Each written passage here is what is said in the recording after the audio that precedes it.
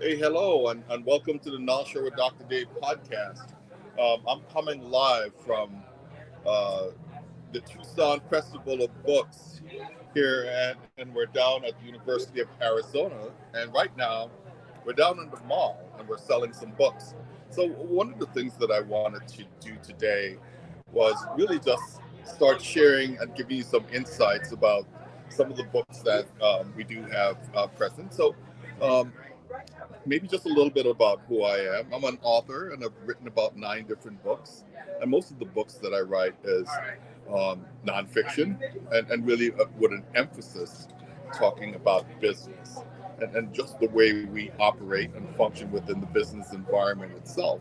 But also, I've written a few fictional books, but really covering the concept and the context of a business itself and how we operate within that space. So, one of the first book that I want to talk about is Deliver Value.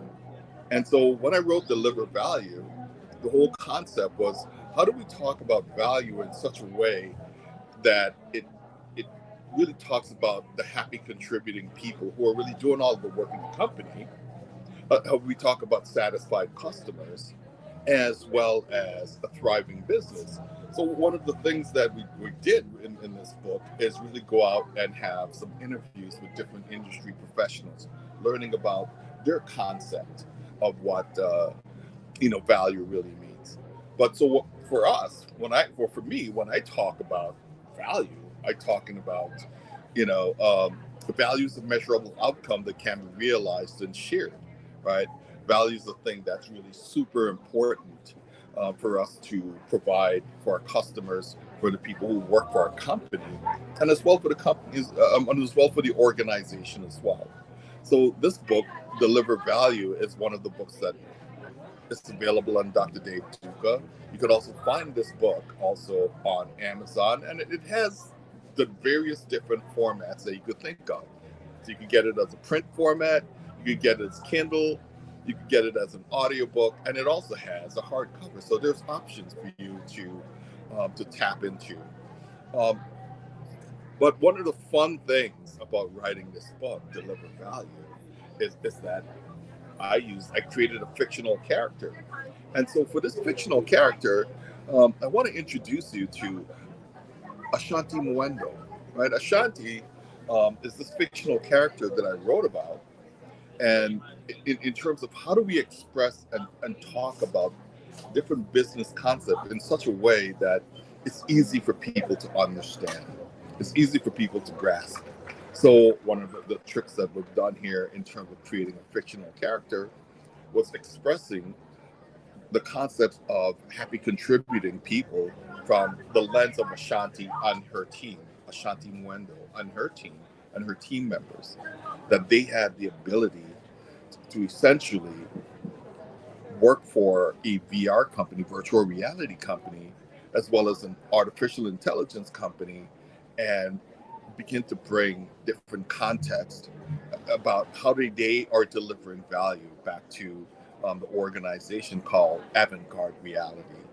So this is the concept of how Ashanti actually went through the journey of getting her first C-level job and then building a team to come in and rescue an organization that was really struggling, having a hard time satisfying their customers and really delivering value for their customers. And if you've ever used virtual realities in the headset, you would figure out that oftentimes, right, you have some type of motion sickness if you spend too much time within that space with that headset. So that's one of the biggest challenges that Ashanti and her team tackled. But furthermore, she and her team went into the local community and began to find potential innovators who could really contribute to their journey as well. So, this was an opportunity where Ashanti and her team was able to come up with a new idea called Uwazi. Uwazi was their new company, and it was an idea that was born in the local community and brought that to life. So that's another concept of how we start to bring these ideas together, starting with a a nonfiction book like Deliver Value, right, and then augmenting that fictional book, nonfiction book, with a fictional character to give you a different storyline, something that you could really connect to. But furthermore, as they move forward, I said, hey, let's make this a series. Let's make this really fun, right? And write about Beyond the Windowsill. That is the second book in the series, and this second book really digs into the life of Ashanti. You got to meet her husband Ayo. You got to meet her two children, Caleb and Carmel, who are on the spectrum, and they also got into the whole concept of technology and how they apply technology to their lives and their business as well. Fun thing is that we have Ashanti and her husband moving to the city of Tucson, Arizona, working at the University of Arizona, where I am currently right now. So it's like bringing that story home locally to where I live and looking at this couple, you know, this couple who are just coming out of COVID, um, having great success, where Ashanti having great success with her role as a CX level, right, in the product development space, and also her husband, who was a researcher and was doing a lot of STEM work. So together, they had a great opportunity to really begin to share, their knowledge and experience coming into um, a smaller market like Tucson, Arizona. But there's also suspense in this book and Beyond the Windowsill, where we're starting to deal with cybersecurity issues and people trying to steal the secrets of Uwazi and avant-garde realities and start to sell that information off to a foreign country. We call it China. Let's just be transparent about that was taking place. So a lot of the conversation and the storytelling in Beyond the Windowsill is really to help us understand some of the realities that we're faced with, in the markets today and in business. So, you know, these books that I've written, leading the innovation catalyst, leading with empathy and Beyond the Windowsills, they're really short versions of books. They're about 100 pages. Right? I like to tell short stories, keep it tight, really get to the point, and only when it's necessary that you go off to 200 plus pages. So these are shorter books, and it gives you really great insights into the story of Ashanti Nwando, but also into the story of working for tech companies and really building products in that space. So it's a space that I live in, and so it's just so much fun to be able to tell that story and bring that forward.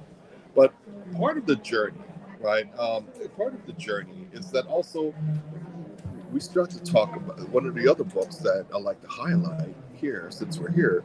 It's called Belonging and Healing, and it's from the premise that we use a philosophy of Ubuntu.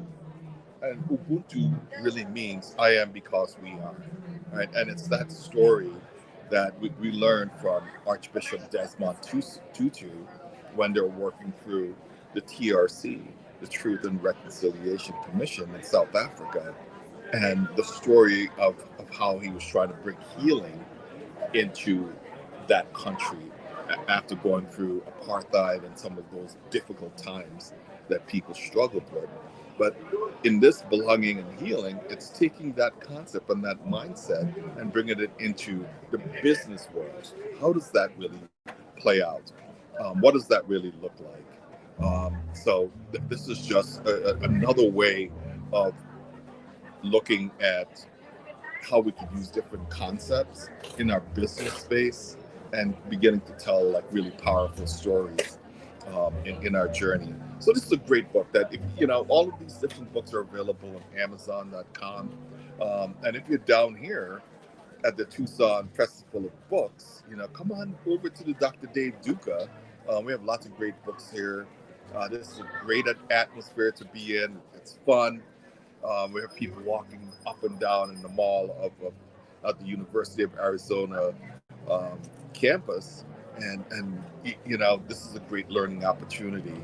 So I just wanted to put that out there, come in and share some stories about what's going on. But I wanted to see if I could get this guy, his name is Dr. Charles Collingwood. I wanted to see if I could get him to come over and talk to me for a second. I don't know if he wants to come and sit in this chair next to me. Dr. Charles Collingwood, if he was going to come over. I don't know, but I wanted to just ask him and maybe create some space for him to come and I think if he sits like right about here, I will be able to see him. I think so, and come and sit in that chair. Don't be afraid. I know he isn't afraid, so he teaches like a lot of great students here in Tucson. So, Dr. Charles Collingwood. Yes, sir. B. Thanks for coming in. Hey, man, talk to me about you picked up the book Belonging and Healing today.